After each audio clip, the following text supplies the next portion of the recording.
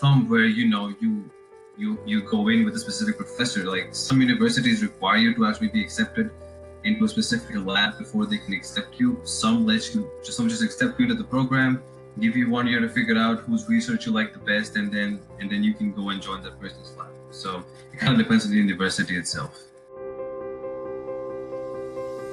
At least in my university, every single person was supported by a tuition waiver. So basically the tuition was paid for, and then you also received a stipend.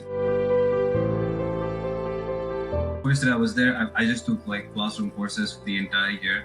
I did do some research, but the first year was mainly learning from the senior students in the lab who were basically training me on how to do certain things, what kind of research is expected, what the work ethic in the lab is.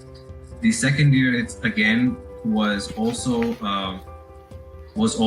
classroom courses, and just more of the same research, and you start to you get your feet wet, where you understand how to do research on your own, where you don't need to be supervised anymore by a senior student or your advisor. And then at the end of the second year is when you give your comprehensive examinations, which you get 2 attempts, at least in our university. In my previous university, you got 2 attempts at that exam. And then once you clear that exam, you move on to the research proposal part, which was typically your 4th or 5th year. And yeah, that's basically like the penultimate year before you actually present your research as the form for dissertation and like defend and graduate. Yeah, it took 4 years to get a master's, but I was in a PhD program, but then I just, for some reason or another, I didn't continue it. So I just told my advisor that I don't think I can continue with the PhD, and it's better that I leave the master's and get out before it's too late. So that's essentially what happened in my case at least. I've seen a lot of students who basically just quit with the masters and decided to do a PhD in a different university.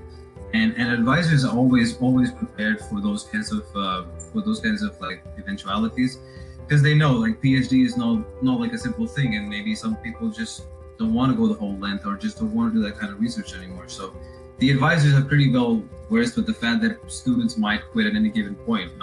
You just cannot just get up one day and quit and tell me like, oh, I want to quit, just give me a master's and leave. It has to be like at least 6 months to a year in advance that you can get that decision that you don't want to do a PhD anymore. It's definitely something that everyone should experience. The university in terms of extracurricular activities is really up there. The international office is pretty supportive. They have these events probably every other month, something or the other. The research advisors, faculty, everything is probably like really world class, and it's something I feel like I was privileged to enjoy the experience in my life. Within the PhD program, for us it was like 60 credits. You were free to take electives, elective courses from other departments, and one of those things that I really got into was molecular analytics, which was basically an extension of data analytics. It was something that got my interest. The professors used to use a lot of programming language for analysis, for data science, and etc. And that was always there at the back of my head, that if medicinal chemistry didn't work out for me, I would probably be my next line of action.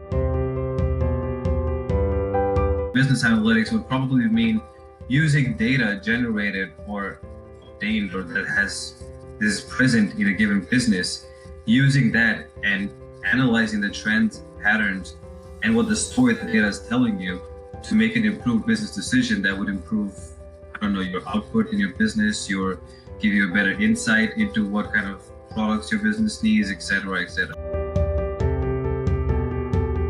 So it depends on what kind of university you apply to, and what their norms are in terms of accepting people with a specific background. For Connecticut, for example, does not require students to have like a really programming heavy background.